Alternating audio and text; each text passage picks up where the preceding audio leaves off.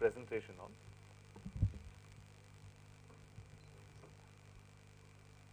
And he's going to talk about global poverty alleviation. He's worked in this area earlier too, in Rajasthan with an activist organization, and that was probably a trigger point for further work in this area. So let's hear from him. Thank you. Thanks. Thank you for the opportunity of speaking to all of you all about the event, which I hope some of you all will consider being a part of. It's called the Global Action on Poverty, and it's an event which will occur next March, on the 12th and 13th of March, on the, I think, the 85th anniversary of the Dandi March. And it will occur from where the Dandi March started, which is the Sabarmati Ashram in Ahmedabad, Gujarat. So it's just a few months away. And it's predicated on, well, I'll just quote, the difference between what we do and what we are capable of doing would suffice to solve most of the world's problems. It's bridging that gap from Gandhi's quote that we hope to be a part of. So it's really a marriage of thought and action. And we'd like to bring together people who both have done a lot to alleviate poverty in their own lives, and unite them with people who are contemplating action. And we want to be that trigger point or that formative process through which those beginnings can occur. And obviously we have many illustrious partners. It's based on a very strong belief that poverty is definitely, well, the British group said it, poverty is history. Well, poverty has the potential of being history.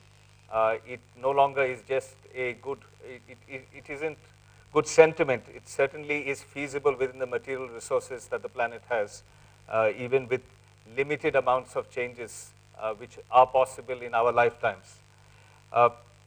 So we hope to bring together at least 100 individuals who we call change makers, who are in the process of commencing a process of change. People who have had ideas, and I think we are speaking at the right place, the Dreamers and Doers Conference. People who've had ideas of change, who either already committed themselves or are about to. And we believe these people occur at least in two life stages. One is post-education between the ages of 20 and 30, people who are already committed to social action. And there are others who are in mid-career, have had professions and come from the worlds of business, but are at a fork in their lives where they want to address issues related to poverty. We hope to be inviting and speaking to both of these people, who we call change makers, to unite with other actors who we call catalysts and mentors, and I'll just come to them, to act in a set of areas. And those areas are listed there on the left. There's housing, there's health, there's water, there's education, there's employment, there's agriculture, there's the environment.